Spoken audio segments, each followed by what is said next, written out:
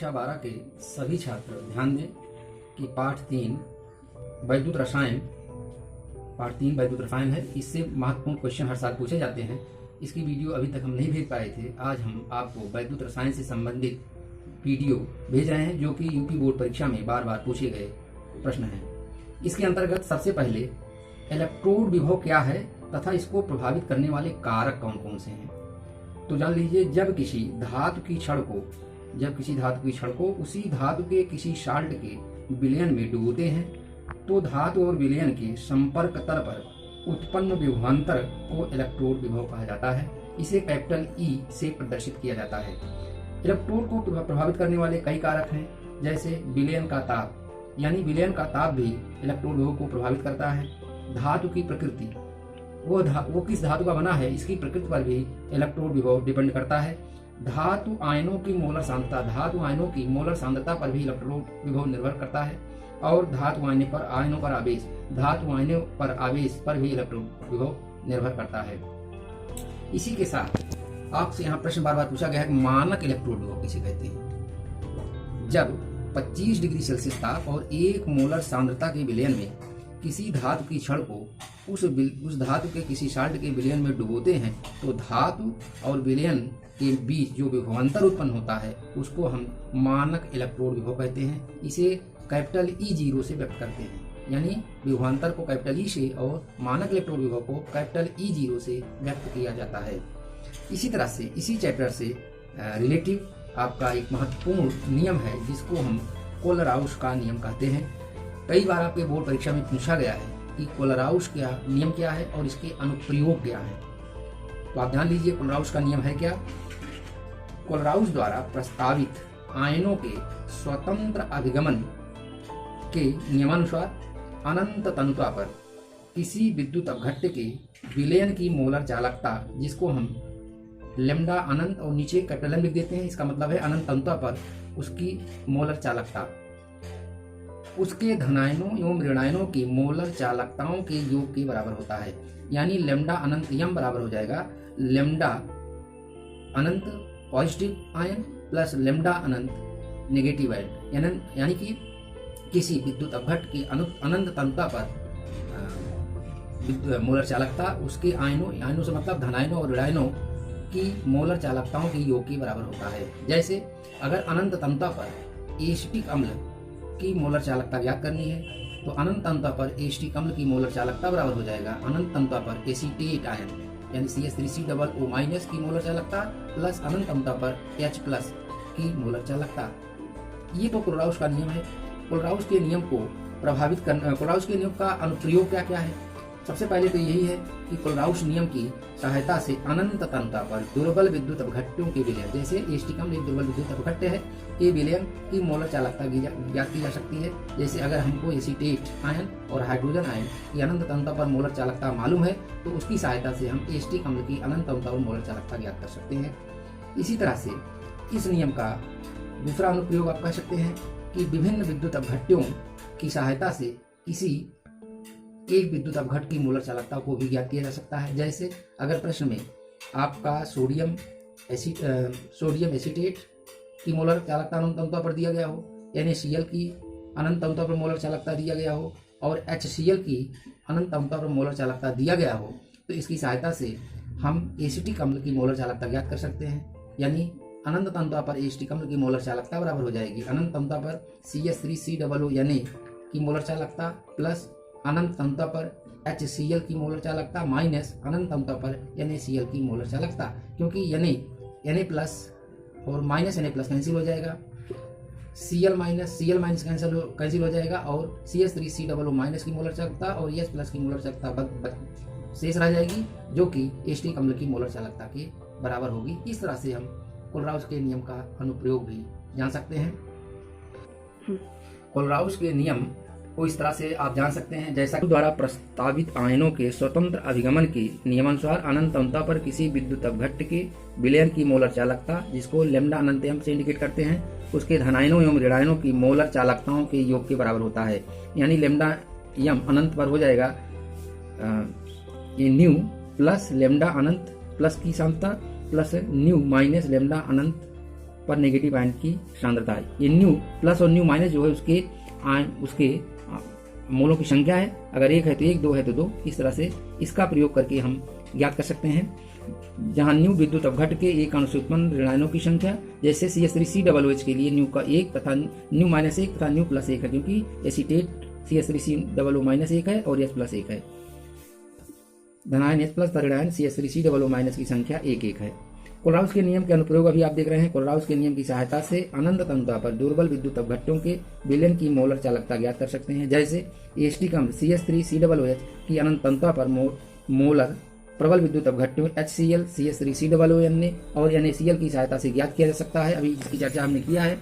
इस प्रकार से अनंत तंतुता पर एस्टिक अम्ल की मोलर चालकता हो जाएगी अनंत तंतुता पर CH3COO- की मोलर चालकता प्लस अनंत तंतुता पर H+ की मोलर चालकता। और इसको प्राप्त कहाँ से किया जाएगा?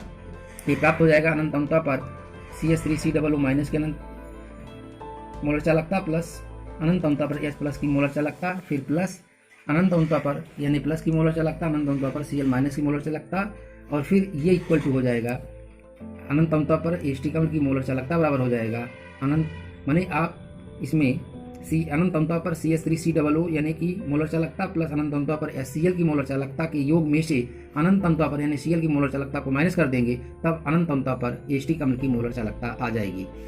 इसी तरह से इस कोलराउस के नियम के बाद उस पर आधारित गणनाएं, उस पर सवाल पूछे जाते हैं जो बहुत इंपॉर्टेंट है। जैसा कि एक सवाल, इस पर एक न्यूमेरिकल की चर्चा मैं कर रहा हूँ। देखिए एक प्रश्न दिया गया है, अनंत तंतुता पर HCl, NaCl एवं CH3COONA के समतुल्य चालकत्व क्रमशः 380.5, 109.8 एवं 78.5 इकाई है। एस्टिक एसिड की समतुल्य चालकत्व अनंत तंतुता पर ज्ञात करो। ये यूपी बोर्ड 2017 में पूछा गया प्रश्न है। इसमें HCl का समतुल्य चालकत्व 380.5 इकाई दिया गया है। NaCl का समतुल्य चालकत्व 109.8 इकाई दिया गया है। CH3COONA का समतुल्य चालकत्व 78.5 इकाई दिया गया है। जैसा कि अभी हम समझा चुके हैं, अनंत तंतुता पर एस्टिक अम्ल की मोलर चालकता हो जाएगी या समतुल्य चालकता हो जाएगी सोडियम एसीटेट की अनंत तंतुता पर समतुल्य चालकता प्लस HCl की अनंत तंतुता पर चालकता में से NaCl की अनंत तंतुता पर समतुल्य चालकता को घटा देंगे तो आ जाएगा, क्योंकि इसमें CH3COONA का Na+ NaCl के Na+ से कैंसिल हो जाएगा, क्योंकि वो प्लस है माइनस है। इसी तरह से Cl- कैंसिल हो जाएगा। आयन के रूप में केवल CH3COO- और H+ बचेंगे, जिसकी मोलर चालकताओं का योग अनंत तंतुता पर एस्टिक अम्ल के अनंत तंतुता पर मोलर चालकता के बराबर हो जाएगा। तो इस तरह से हम वैल्यू रख करके इसको सॉल्व कर लेंगे तो 349.2 इकाई आ जाएगा। इस तरह से हम कोलराउस के नियम की सहायता से दुर्बल विद्युत अपघट्ट की मोलर चालकता ज्ञात कर सकते हैं। इसी प्रकार से अगला प्रश्न इस चैप्टर से आपसे पूछा जाता है कि आप बताइए नर्श का समीकरण क्या है। वास्तव में नर्श का समीकरण इलेक्ट्रोड विभव और मानक इलेक्ट्रोड विभव यानी E और कैपिटल E और कैपिटल E0 के बीच में संबंध बताता है। इलेक्ट्रोड विभव और मानक इलेक्ट्रोड विभव के बीच संबंध बनाने वाला यह समीकरण ही नर्श समीकरण कहलाता है। जैसा कि आप देख रहे हैं, नर्श समीकरण क्या है? इलेक्ट्रोड विभव कैपिटल E तथा मानक इलेक्ट्रोड विभव E0 में संबंध लिखिए। इलेक्ट्रोड विभव तथा विलयन की शांतता के बीच संबंध को प्रदर्शित करने वाला समीकरण नर्श समीकरण कहलाता है। नर्श के अनुसार किसी ताप कैपिटल T पर धातु इलेक्ट्रोड M/M+ के विभव कैपिटल E तथा मानक इलेक्ट्रोड विभव E0 में निम्नलिखित संबंध होता है। जैसे M है, Am+ में चेंज हो रहा है और एक इलेक्ट्रॉन मुक्त कर रहा है, तो इसके लिए नर्श समीकरण हो जाएगा कैपिटल E बराबर E0 -2.303 RT बटे small n capital F। Small n ये संख्या है और यह फैराडे नियतांक है। log 1/m⁻n+, जहाँ कैपिटल E इलेक्ट्रोड विभव, E0 मानक इलेक्ट्रोड विभव और n+ जो है ये धातु आयनों की मोलर सांद्रता है। यह समीकरण नर्श का समीकरण कहलाता है। इसी तरह से पूछा जाता है आपके परीक्षा में, बोर्ड परीक्षा में कई बार आया भी है कि विद्युत रासायनिक श्रेणी किसे कहते हैं। विद्युत रासायनिक श्रेणी किसे कहते हैं तथा इसके कोई 2 लक्षण लिखिए। इस तरह से क्वेश्चन बार बार आया है, तो आप ये जान लीजिए विद्युत रासायनिक श्रेणी क्या है। विभिन्न तत्वों को उनके मानक अपचयन विभव के क्रम में रखने पर जो श्रेणी प्राप्त होती है उसे विद्युत रासायनिक श्रेणी कहा जाता है। यानी विभिन्न तत्वों को उनके मानक अपचयन विभव के क्रम में रखने पर जो श्रेणी प्राप्त होगी वही विद्युत रासायनिक श्रेणी कहलाएगी। इसे सक्रियता श्रेणी भी कहा जाता है। इसकी इस श्रेणी के लक्षण क्या है? पहला लक्षण यही है, जिस धातु का मानक अपचयन विभव जितना कम होता है यानी अधिक विद्युत ऋणात्मक होता है, वह धातु उतनी ही अधिक क्रियाशील होती है। धातुओं की क्रियाशीलता श्रेणी में ऊपर से नीचे जाने पर घटती है। एक लक्षण ये है। दूसरा लक्षण है, जो धातु विद्युत रासायनिक श्रेणी में ऊपर स्थित होते हैं वो अपने से नीचे वाली धातु को उसके साल्ट के विलयन से विस्थापित कर देते हैं। ये दो महत्वपूर्ण इसके लक्षण है। विद्युत रासायनिक श्रेणी के अनुप्रयोग भी पूछा जाता है, तो आप विद्युत रासायनिक श्रेणी की जो अनुप्रयोग महत्वपूर्ण है, पहला यह है धातु के निष्कर्षण में। इसकी सहायता से किसी धातु के निष्कर्षण में सहायता प्राप्त होती है। इसकी सहायता से जो अधिक क्रियाशील धातु है वो कम क्रियाशील धातु को उसके साल्टों से विस्थापित कर देता है, इसलिए धातु के निष्कर्षण में इसका उपयोग है। दूसरा उपयोग विद्युत लेपन में है। विद्युत रासायनिक श्रेणी की सहायता से विद्युत के द्वारा कॉपर, आयरन, कांसे आदि पर क्रोमियम, निकल, सिल्वर, गोल्ड आदि क्रियाशील धातु को संचारण से यानी जैसे जंग लगना संचारण है से बचाने के लिए उस पर कम क्रियाशील धातु का विद्युत लेपन कर दिया जाता है। ये विद्युत रासायनिक श्रेणी का अनुप्रयोग है। इस तरह से विद्युत रासायनिक श्रेणी बहुत ही महत्वपूर्ण है। हाइड्रोजन का मानक अपचयन विभव 0 होता है और हाइड्रोजन से ऊपर जितनी भी धातुएं रखी गई हैं वो धनात्मक में होती हैं और वो ऋणात्मक होंगी, और जैसे जैसे नीचे जाएंगे उसके मानक अपचयन विभव का मान घटता जाता है। ऊपर हाइड्रोजन से ऊपर जितने भी हैं उनके मानक अपचयन विभव का मान अधिकतम होता है, यानी ऊपर की वस्तुएं नीचे की वस्तुओं एवं ऊपर की धातुएं नीचे की धातुओं को उनके साल्ट से विस्थापित कर देती हैं। जैसा कि आप देख भी रहे हैं, ये यूपी बोर्ड की परीक्षा में पूछा गया है, कर देती है। ये इसके लक्षण है। इसी तरह इसके अनुप्रयोग के रूप में आप देख सकते हैं। पहला अनुप्रयोग है धातु निष्कर्षण में। अधिक क्रियाशील धातु अपने कम क्रियाशील धातु को उसके साल्ट के विलयन से विस्थापित कर देती है। इस गुण का प्रयोग सिल्वर, गोल्ड और आदि धातुओं के निष्कर्षण में किया जाता है। जैसे कि रिएक्शन द्वारा देख रहे हैं, इसमें इस तरह से सिल्वर मुक्त हो जा रही है। इसी तरह विद्युत लेपन में दूसरा अनुप्रयोग है, विद्युत के द्वारा कॉपर, आयरन, कांसे आदि, क्रोमियम, निकल आदि जो अधिक क्रियाशील धातु हैं उनको संचारण से बचाने हेतु कम क्रियाशील धातु की परत चढ़ा दी जाती है। इसके अनुप्रयोग है। इस तरह से विद्युत रासायनिक श्रेणी बहुत महत्वपूर्ण है। इसी विद्युत रासायनिक श्रेणी से संबंधित कई प्रश्न आपसे पूछे जाते हैं। जैसे आपसे पूछा जा सकता है कि आप बताइए कि कई बार प्रश्न भी आया है, प्रश्न ये आया है कि आप बताइए कि विद्युत रासायनिक श्रेणी में क्रिया संभव है कि नहीं। अगर वो विद्युत रासायनिक श्रेणी में उस धातु का स्थान ऊपर है तो अपने नीचे की धातुओं को उसके साल्ट के विलयन से विस्थापित कर देगा। अगर इस तरह से रिएक्शन है संभव है, अगर इस तरह से नहीं है संभव नहीं है। जैसे आपसे अगर यह पूछा जाए कि आप बताइए विद्युत रासायनिक श्रेणी के आधार पर आप बताइए, जिसे एक महत्वपूर्ण प्रश्न आपको परीक्षा में कई बार आया है, जिंक कॉपर सल्फेट विलयन से Cu को विस्थापित कर देता है जबकि सिल्वर Ag ऐसा नहीं कर पाता, क्यों? ये यूपी बोर्ड की परीक्षा में 2009, 17 इत्यादि में पूछा गया है। इसका आंसर यही है, विद्युत रासायनिक श्रेणी पर ही आधारित क्वेश्चन है। आप कह सकते हैं विद्युत रासायनिक श्रेणी में जिंक यानी Zn का स्थान Cu से ऊपर है जबकि Ag माने सिल्वर का स्थान Cu से नीचे है। अतः Zn अधिक क्रियाशील धातु है, इसलिए Zn कॉपर सल्फेट विलयन से कॉपर को विस्थापित कर देती है, जबकि सिल्वर कम क्रियाशील होने के कारण कॉपर सल्फेट के विलयन से कॉपर को विस्थापित नहीं कर पाती। इस तरह से उत्तर आप दे सकते हैं। इसी तरह से आपसे प्रश्न पूछा जा सकता है कि आप बताइए सिल्वर नाइट्रेट के विलयन में कॉपर डालने पर विलयन का रंग नीला हो जाता है या क्यों? इसका भी आंसर उसी तरह से है। विद्युत रासायनिक श्रेणी में कॉपर का स्थान सिल्वर से ऊपर है, इसलिए यह सिल्वर से अधिक क्रियाशील धातु है। इस कारण यह कॉपर सल्फेट के इसलिए सिल्वर नाइट्रेट विलयन में कॉपर डालने पर कॉपर सिल्वर नाइट्रेट से सिल्वर को विस्थापित कर देता है और विस्थापित करने के बाद कॉपर नाइट्रेट बना लेता है।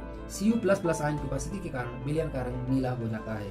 ये क्वेश्चन भी आपके बोर्ड परीक्षा में आया है। इसी संबंधित एक क्वेश्चन और है, जिंक धातु कॉपर सल्फेट विलयन से कॉपर को विस्थापित कर सकता है लेकिन सोना ऐसा नहीं कर पाता, क्यों? तो आपका आंसर आप बता सकते हैं, जिंक का स्थान कॉपर से विद्युत रासायनिक श्रेणी में ऊपर है, इसलिए जिंक अधिक क्रियाशील धातु है। ये कॉपर सल्फेट के विलयन से कॉपर को विस्थापित कर देता है, जबकि गोल्ड Au का स्थान कॉपर से नीचे है, इसलिए कॉपर से कम क्रियाशील धातु है। अतः Au CuSO4 विलयन से Cu को विस्थापित नहीं कर पाता। इस तरह के क्वेश्चन आप विद्युत रासायनिक श्रेणी से संबंधित कोई ना कोई क्वेश्चन जरूर पूछे जाते हैं, जिसका उत्तर आप दे सकते हैं। इसी प्रश्न को घुमाकर भी पूछा जा सकता है, जैसे कोई रिएक्शन दे दिया गया और आपसे पूछा गया कि ये संभव है कि नहीं। अगर वो उसका स्थान विद्युत रासायनिक श्रेणी में ऊपर है तो नीचे वाली धातु को उसके साल्ट से विस्थापित कर देगी, क्रिया संभव होगी। अगर ऐसा नहीं है तो क्रिया संभव नहीं है। जैसे एक प्रश्न दिया गया है कि बताइए कि Fe प्लस H2SO4 बराबर FeSO4 प्लस H2 अभिक्रिया संभव है कि नहीं। तो आप बता सकते हैं क्योंकि Fe का स्थान हाइड्रोजन से ऊपर है, इसलिए H2SO4 से वो हाइड्रोजन को विस्थापित कर देगा, यह क्रिया संभव है। तो इससे संबंधित कोई भी अभिक्रियाएं आपसे पूछी जा सकती हैं। इसी तरह से एक प्रश्न आपकी परीक्षा में आया है कि आप बताइए रिडाक्स विभव से क्या समझते हो। इसकी डिफिनीशन आप बता सकते हैं। जब किसी शेल, आप रिडाक्स विभव से क्या समझते हैं इसकी डिफिनीशन आप दे सकते हैं। जब किसी शेल में आक्सीकरण एवं अपचयन अभिक्रियाएं होती हैं तब धातु तथा विलयन के मध्य तथा धातु तथा विलयन में उपस्थित आयनों के बीच स्थापित होने वाला विभवांतर ही रिडाक्स विभव कहलाता है। इस तरह से इसको डिफाइन कर सकते हैं। इसी से रिलेटिव और भी क्वेश्चन आपसे पूछे जा सकते हैं, जिसको हम आपको आगे की वीडियो में बता सकते हैं। जैसे बताएंगे, जैसे मोलर चालकता क्या होती है, मोलर चालकता पूछी जा सकती है। तुल्यांकी चालकता क्या है, तुल्यांकी चालकता के बारे में भी आपसे पूछा जा सकता है। और इस पर आधारित महत्वपूर्ण क्वेश्चन भी आपसे पूछे जा सकते हैं। जैसे आपसे पूछा जा सकता है कि सेल स्थिरांक क्या है। तो आप जाने रहिए, चालकता सेल में दोनों इलेक्ट्रोडों के बीच की दूरी स्मॉल एल तथा उसके क्षेत्रफल कैपिटल ए नियत होते हैं, निश्चित होते हैं। इसलिए चालकता सेल विशेष के लिए स्मॉल एल अपान ए यानी लंबाई बटे क्षेत्रफल का मान भी नियत होता है। इस स्थिरांक को ही सेल स्थिरांक कहा जाता है। यानी सेल स्थिरांक C बराबर होगा स्मॉल एल बटे कैपिटल ए यानी लंबाई बटे क्षेत्रफल का अनुपात ही सेल स्थिरांक कहलाता है। इस तरह से सेल स्थिरांक और मोलर चालकता, तुल्यांकी चालकता से आप से आधारित अगर कोई प्रश्न आता है तो आप उत्तर दे सकते हैं। छोटे छोटे क्वेश्चन भी इससे पूछे जा सकते हैं। जैसा कि आप एक प्रश्न में बताने जा रहा हूं, जैसे कि आप देख रहे हैं एक क्वेश्चन दिया गया है 25 डिग्री सेल्सियस ताप पर तथा 0.2 एम माने मोलरता के Cl विलयन की विशिष्ट चालकता यहाँ दी गई है 0.0248 सीमेन प्रति सेंटीमीटर है। मोलर चालकता की गणना करो। 2018 यूपी बोर्ड में पूछा गया प्रश्न है। सीधे सांद्रता 0.2 एम दी गई है। कप्पा यानी विशिष्ट चालकता का मान 0.0248 सीमेन प्रति सेंटीमीटर दिया गया है और इसकी मोलर चालकता यानी लेमडा एम पूछा गया है। तो लेमडा एम इक्वल टू यानी मोलर चालकता लेमडा एम इक्वल टू होता है विशिष्ट चालकता कप्पा गुणे 1000 बटे सी माने सांद्रता। तो कप्पा की वैल्यू रख दिए बटे सांद्रता दी गई, सांद्रता रख दिए, कैलकुलेट कर लिए तो वैल्यू आ गई 124 सीमेन सेंटीमीटर स्क्वायर प्रति मोल। इसी तरह से दूसरा क्वेश्चन भी आप यहाँ पूछा जा सकता है। जैसे इसमें दिया गया है 0.01 एन विलयन की तुल्यांकी चालकता। यहाँ तुल्यांकी चालकता दी गई 420 ओम इनवर्स, तुल्यांक इनवर्स है। यदि सेल स्थिरांक 0.88 सेंटीमीटर इनवर्स हो तो प्रतिरोध की गणना कीजिए। जैसा कि आपको मालूम है तुल्यांकी चालकता लेमडा EQ, इसको लिख रहा है EQ माने इक्विवेलेंट वेट इक्वल टू होता कप्पा गुणे 1000 बटे एन। अगर एन माने नॉर्मलता दिया गया तुल्यांकी चालकता, अगर यहाँ एम दिया गया होता मोलरता, तब उसको हम मोलर चालकता कहते। और कप्पा बराबर हो जाएगा EQ माने तुल्यांकी चालकता गुणे नॉर्मलता बटे 1000। इसकी वैल्यू यहाँ दी गई है, रख देंगे मान और कैलकुलेट कर लेंगे तो कप्पा यानी विशिष्ट चालकता का मान आ जाएगा 4.2 गुणे 10 घाते -3 ओम इनवर्स सेंटीमीटर इनवर्स। पुनः आप जानते हैं चालकता C बराबर होता है कप्पा बटे C डैश यानी C डैश जो है यहाँ सेल स्थिरांक है। तो कप्पा की वैल्यू ज्ञात हो गई है और सेल स्थिरांक का मान भी दिया गया है। इसकी सहायता से आप C यानी चालकता की वैल्यू कैलकुलेट कर लेंगे 4.77 ओम इनवर्स आ गया। अब अगर चालकता मालूम हो गया है तो प्रतिरोध R बराबर होता है 1/C यानी 1 बटे चालकता। इस तरह से आप प्रतिरोध कैपिटल R की वैल्यू 209.6 ओम कैलकुलेट कर सकते हैं। इसी से मिलता जुलता एक क्वेश्चन और है 2017 यूपी बोर्ड परीक्षा में पूछा गया है प्रश्न 25 डिग्री सेल्सियस ताप पर KCl के N/50 यानी N/50 विलयन वाली शेल का विशिष्ट चालकता यानी कप्पा का मान दिया गया है 0.002765 मोह सेंटीमीटर इनवर्स है। यदि सेल का प्रतिरोध 400 ओम हो तो सेल स्थिरांक की गणना कीजिए। ये यूपी बोर्ड 2017 में पूछा गया प्रश्न है।